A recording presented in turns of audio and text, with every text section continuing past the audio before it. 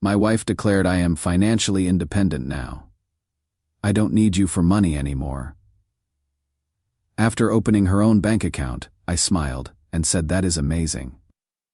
I am proud of you." What she didn't know was that I had been secretly limiting our joint account to $2,000 a month while she had been spending $12,000. Her independence lasted exactly 4 days. All right, Reddit, I need to get this off my chest because, honestly, I am still processing what just happened, and I need some perspective from people who aren't involved in this mess. I am Cameron Reed, 38 years old, Senior Operations Manager for a logistics company here in Denver. I make about $185,000 a year, which has allowed us to live pretty comfortably. Been married to Valentina for 7 years now, and she is 35. Does part-time marketing consulting when the mood strikes her. Her income is sporadic at best, maybe $35,000 in a good year when she actually hustles for clients. But most of the time she treats it more like a hobby than a career. Here is the thing that has been eating at me for months now. I have always been the responsible one with money in our relationship, not controlling. I want to be clear about that.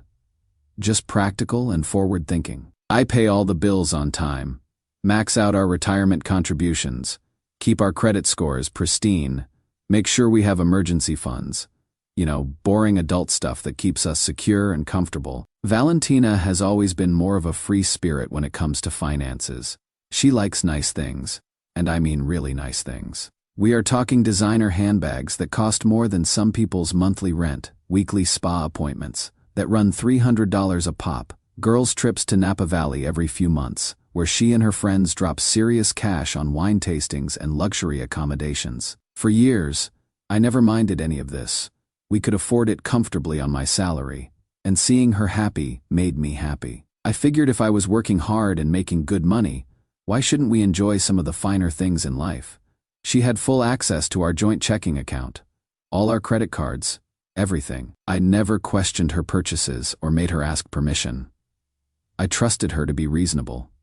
But sometime around 8 months ago, things started to shift in a way that made me uncomfortable. She began getting really vocal about me supposedly controlling the finances and how she felt dependent on me.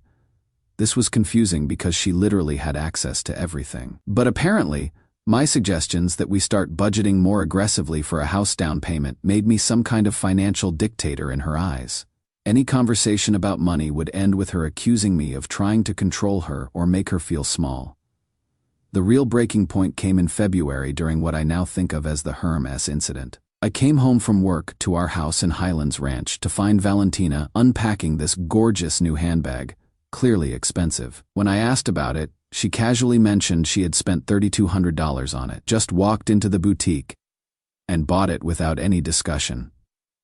Despite us having agreed just the week before to tighten our spending, so we could save more aggressively to upgrade to a larger home and build our investment portfolio. When I brought this up, trying to be gentle about it, she absolutely exploded. Started screaming about how I was keeping her in financial prison, and that she needed independence from my controlling behavior. The fight lasted hours, with her accusing me of treating her like a child and me trying to explain that I just wanted us to communicate about big purchases. That night, lying in bed listening to her angry breathing next to me, something clicked. If she wanted independence so badly, maybe I should give it to her and see how she handled actual financial responsibility. So, that is exactly what I did. But I wasn't stupid about it. I quietly opened a separate checking account and redirected my paycheck there. Then started depositing exactly $2,000 monthly into our joint account. This covered her personal expenses based on careful analysis, while I continued paying household bills, groceries, and utilities separately. $2,000 a month should have been plenty for personal expenses if she budgeted reasonably. I figured if she truly wanted independence, she could learn to manage money responsibly within reasonable limits. Here is the kicker, though. She never noticed. Not once, in 8 months, did she check our joint account balance, ask about my paychecks, or show any curiosity about our finances. The shopping continued. Spa days never stopped. Girls' trips kept happening.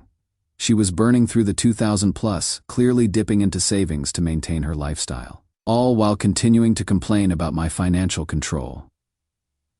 Fast forward to tonight. I am in the kitchen making dinner, just grilled salmon and asparagus.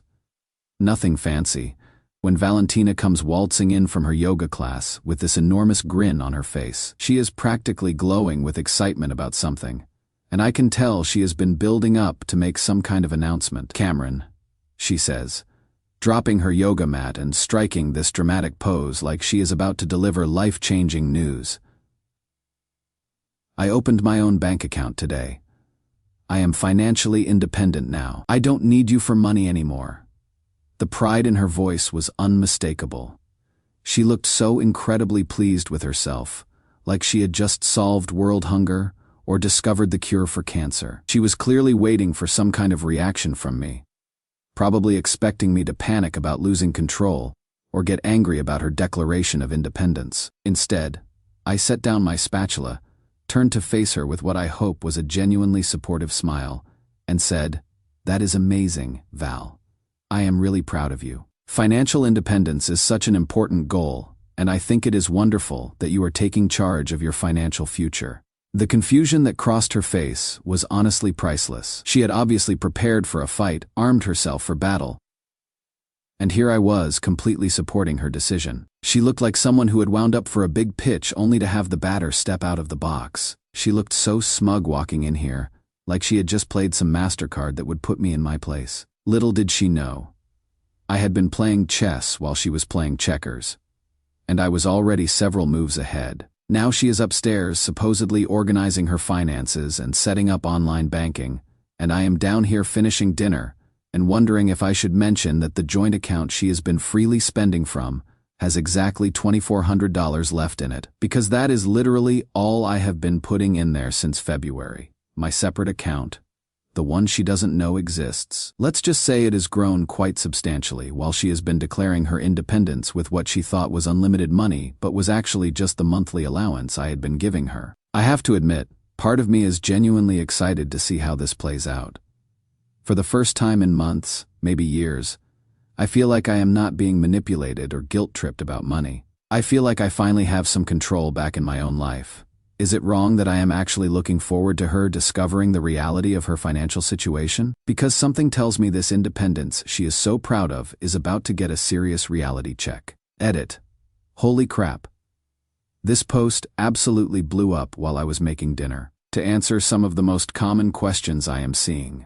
Yes, she definitely knows I make $185,000 a year. She thinks all of it goes into our joint account like it used to for the first 6 years of our marriage. And no, I haven't been doing this to be malicious or to hurt her. I genuinely wanted to see if she could learn to be responsible with a reasonable but limited amount of money.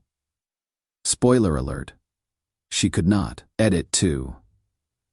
For those asking about the math and how she has been spending more than I have been depositing, she has been spending roughly $2,000 monthly on purely personal stuff like clothes, beauty treatments, and entertainment, not including groceries, utilities, and household expenses, which I have continued covering separately. The woman literally has no idea how much anything actually costs because she has never had to think about it. Edit 3.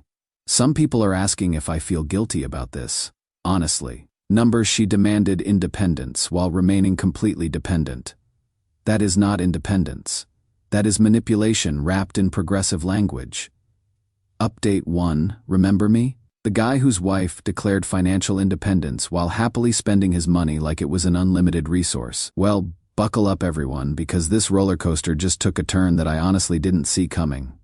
Even though maybe I should have. So after my last post, which apparently struck a nerve with a lot of you based on the messages I have been getting, things in my household got very interesting very quickly. Valentina spent exactly 4 days attempting to manage her newly declared independent finances before reality started creeping in like cold air through a cracked window. Here is what I didn't mention in my first post. Her brand new checking account, the one she was so proud of opening as her declaration of independence, had maybe $1,200 in it. This was money she had managed to save up from some freelance marketing work she had done sporadically over the past few months. Probably the most motivated I had seen her about work in years. But she was still living and spending like she had access to the endless flow of funds she would become accustomed to over our 7 years of marriage. Day 5 of her independence experiment. She tried to book another girls' weekend getaway to Aspen with her usual crew. These trips typically run about $4,000 for a long weekend when you factor in the luxury lodge accommodations, spa treatments, fancy dinners, and the inevitable shopping excursions. Her card got declined at checkout. She came to me looking genuinely confused and slightly panicked, asking why our account wasn't working for the hotel reservation. I gently reminded her that she had declared financial independence just days earlier and would need to use her own money for personal expenses like vacation trips. The tantrum that followed was so explosive I am pretty sure our neighbors 3 houses down could hear it. And these are houses with good insulation and decent-sized yards between them. She accused me of sabotaging her independence and hiding money from her, which was ironic considering she was the one who had demanded this arrangement in the first place. When I calmly explained that I had been depositing exactly $2,000 monthly into our joint account since February, money that she had been freely spending without any oversight or budgeting, she went absolutely nuclear. "You have been lying to me for 8 months, she screamed, her face turning that particular shade of red that I had learned to recognize as the danger zone. "No, Val," I replied, keeping my voice level despite the adrenaline pumping through my system. "I have been giving you exactly what you needed to practice being independent. You just never bothered to check the account balance, ask about our budget, or take any actual responsibility for understanding our financial situation." The fight that ensued was epic even by our standards, and we had had some real barn burners over the years. She accused me of financial abuse, manipulation, deception, and basically every form of relationship misconduct short of actual crimes. I pointed out that she had had complete access to account statements, could have asked questions at any time, and had been living exactly the lifestyle she wanted, while complaining about being controlled. The conversation went in circles for hours, with her becoming increasingly hysterical and me becoming increasingly calm and resolved. By the end of it, I realized something that probably should have been obvious years ago. This wasn't a marriage anymore. This was me being a financial provider for someone who saw me as a resource rather than a partner. Long story short, she moved into our guest bedroom that night and started making phone calls the next morning. First call was to her parents, who apparently told her to grow up and figure out how to manage money like an adult. Her dad even asked her if she had lost her mind walking away from a stable marriage over money she was spending irresponsibly. Second call was to her sister Jessica, who I have always liked because she is practical and doesn't enable Valentina's drama. Jessica apparently asked her point blank if she had any idea how good she had had it, and whether she understood that most women would kill to have a husband who made good money and never complained about reasonable spending. The final call was to a divorce attorney. Yesterday afternoon, while I was in a budget meeting at work reviewing quarterly projections, a process server showed up at my office and handed me divorce papers. My assistant looked mortified, probably thinking I was getting served for some kind of lawsuit. But honestly, reading those documents was like having a weight lifted off my shoulders that I didn't even realize I had been carrying. Colorado has a mandatory 91-day waiting period for divorce proceedings, so I knew this would be a process, but I was ready for it. I immediately called my brother Brett, who is a CPA and has been watching this train wreck of a marriage from the sidelines for years. He recommended Harrison Wade, a family law attorney who specializes in complex financial divorces. Had our first consultation meeting this morning, and guys, I walked out of there feeling lighter than I have in months. Harrison looked over Valentina's divorce filing and actually started chuckling when he got to the part where she is demanding 50% of all marital assets. "Does she have any idea what you have actually accumulated during this separation period?" he asked.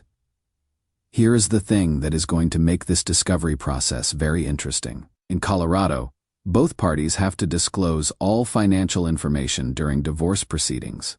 All of it. Every account, every investment, every asset. The joint account she has been systematically draining over the past 8 months. $2,400 left. My separate savings account that she doesn't know exists, $280,000, and growing. Investment portfolio that I have been maxing out while she has been shopping. $95,000 in diversified index funds. Retirement accounts?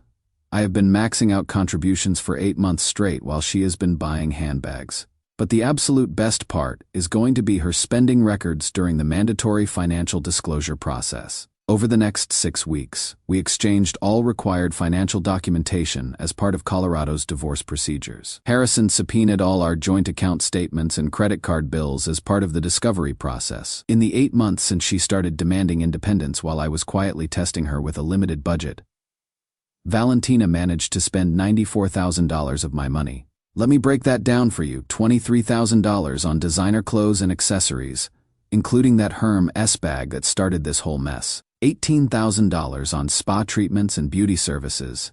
Everything from weekly facials, to monthly massage packages, to high-end salon treatments. $31,000 on vacations and girls' trips, including that Aspen weekend she couldn't afford with her own money, plus Napa Valley wine tours, weekend getaways to fancy resorts, and a spring break trip to Miami that I apparently funded without realizing the full cost. $12,000 on restaurants and entertainment.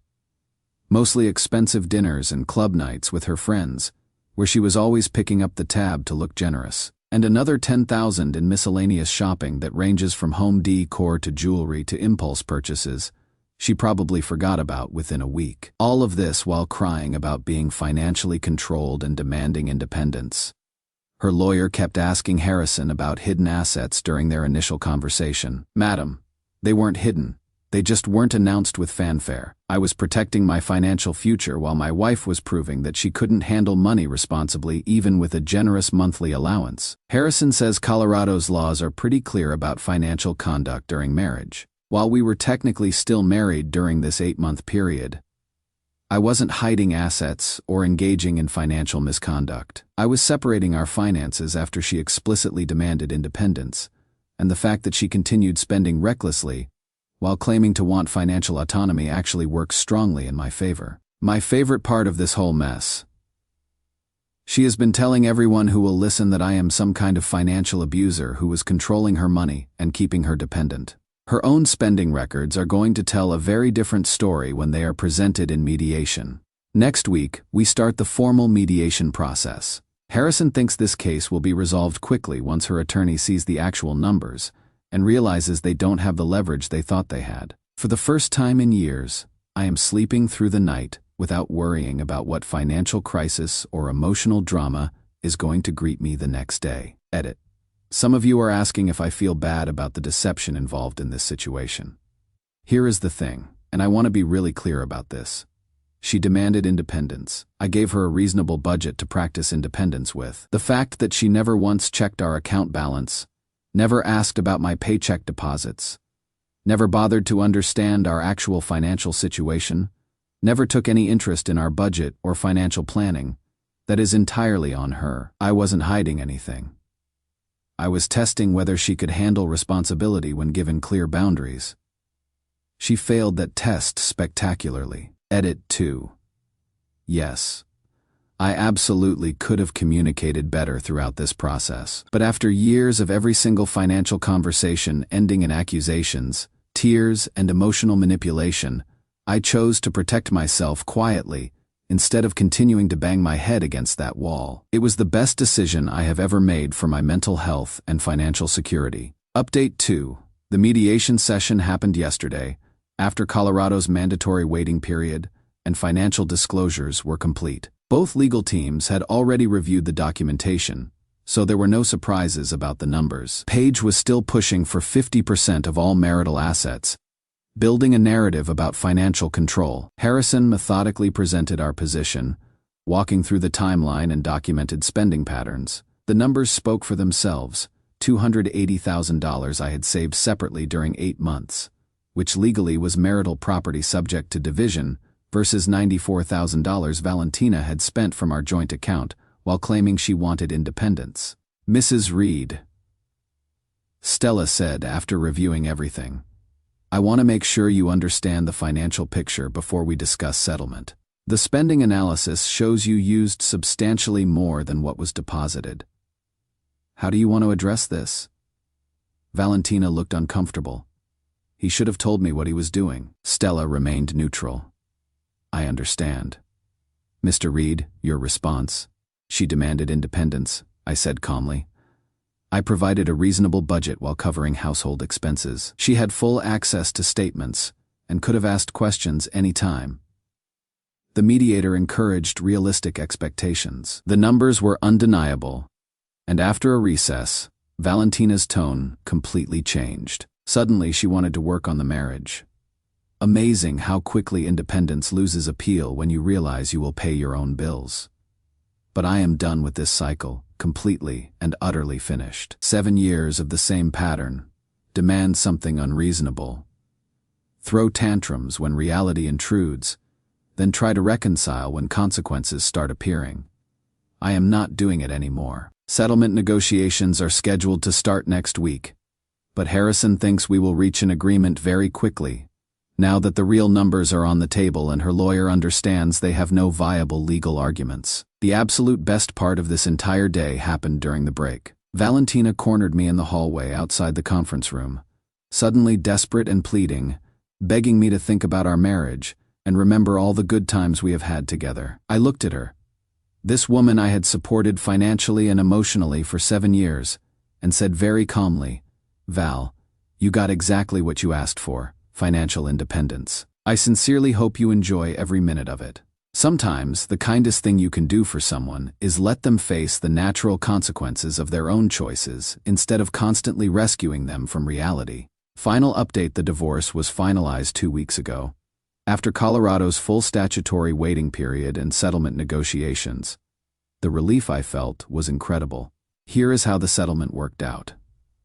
Valentina received $45,000 cash, her BMW with $18,000 still owed, and furniture she wanted. Given our 7-year marriage, spousal maintenance could have been awarded under Colorado law, but she agreed to waive any maintenance claims in exchange for the immediate cash settlement, and to avoid prolonged litigation costs. I retained the house in Highlands Ranch, majority of savings and investments, including the separate account, legally considered marital property, and retirement funds. The settlement reflected the documented spending disparity and both parties' desire to resolve efficiently.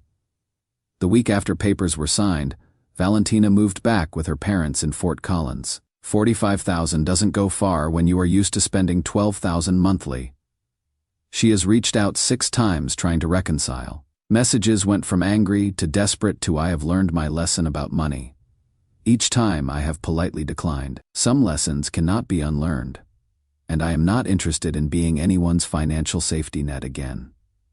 Meanwhile, life has never been better. Got promoted to regional director, $210,000 base plus bonuses. Bought a downtown condo in Lodo, exactly what I wanted. Started dating a financial planner who makes excellent money and gets excited about investment strategies. Most importantly, I sleep well knowing every dollar I earn is mine to spend, save, or invest. No more walking on eggshells around someone's spending addiction. The woman I had lunch with yesterday asked me why I seemed so much more relaxed and confident lately compared to how I was a year ago. I told her the truth. For 7 years, I confused someone's wants with their needs, and convinced myself that funding their lifestyle was the same as showing love. Now I only worry about actual needs, mine and the people who genuinely care about me as a person, rather than as a source of income. Valentina declared financial independence, while spending my money like it was an unlimited resource. I gave her exactly what she asked for, the opportunity to be truly independent and learn what that actually means. She just didn't realize that real independence comes with real responsibility, and that you cannot demand freedom from financial accountability while expecting someone else to fund your lifestyle choices. Sometimes the best response to someone declaring they don't need you is to simply believe them and step back to let them prove it. As it turns out, she needed my money much more than she ever needed my presence or partnership. Real financial independence means taking responsibility for your own expenses and living within your own means, not just having unlimited access to someone else's money while complaining about being controlled. That is it from me, Reddit. Time to go enjoy my actual financial independence and the peace of mind that comes with it.